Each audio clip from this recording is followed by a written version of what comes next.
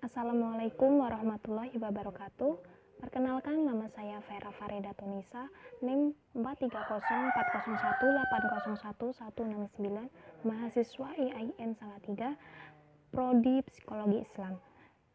Baik, di sini saya akan sedikit menjelaskan penjelasan mufasir terkait penafsiran ayat Al-Quran tentang proses penciptaan manusia, pertumbuhan, dan perkembangannya. Baik, yang pertama yaitu ayat-ayat Al-Quran yang menjelaskan proses penciptaan manusia terletak pada surat Al-Mu'minun ayat 12-14 yang artinya, dan sesungguhnya kami telah menciptakan manusia dari suatu saripati berasal dari tanah, kemudian kami jadikan saripati itu air mani yang disimpan dalam tempat yang kokoh atau rahim. Kemudian air mani itu kami jadikan segumpal darah, lalu segumpal darah itu kami jadikan daging, dan segumpal daging itu kami jadikan tulang belulang, lalu tulang belulang itu kami bungkus dengan daging, kemudian kami jadikan dia makhluk yang berbentuk lain. Kemudian yang kedua yaitu surat Al-Mu'min ayat 67 yang artinya, Dialah yang menciptakan kamu dari tanah, kemudian dari setetes mani, sesudah itu dari segumpal darah, kemudian dilahirkannya kamu sebagai seorang anak.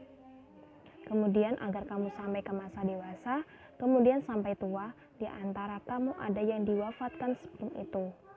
Kami buat pemikiran, agar kamu sampai kepada ajal yang ditentukan, dan supaya kamu memahaminya.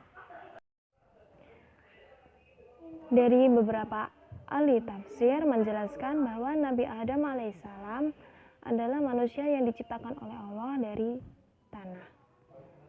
Nah, yang dimaksud dengan Allah menjadikan manusia dari tanah adalah Allah menjadikan manusia dari saripati yang berasal dari tanah.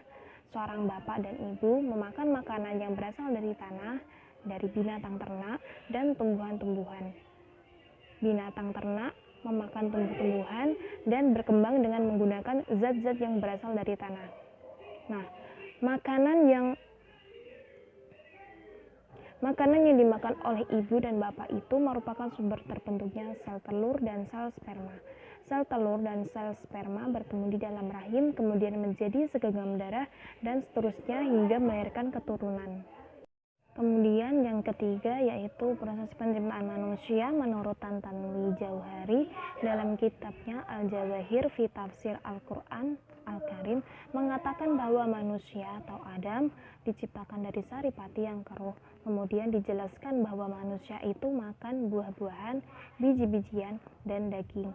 Dan dari itulah yang menjadikan darah dan diantaranya menjadi air mani yang kemudian akan melahirkan keturunan. Selanjutnya, kemudian Allah akan menjadikan keturunan Adam dari nutfah, yakni air mani yang disimpan di tempat yang kokoh, yakni pada rahim. Dan dari situlah tempat menetapnya air mani sampai waktu kelahiran.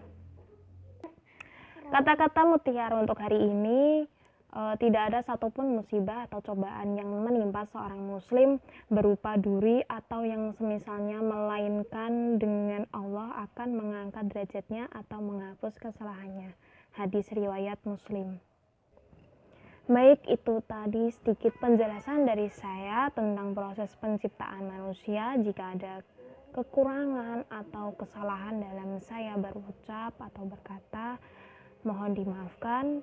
Wassalamualaikum warahmatullahi wabarakatuh.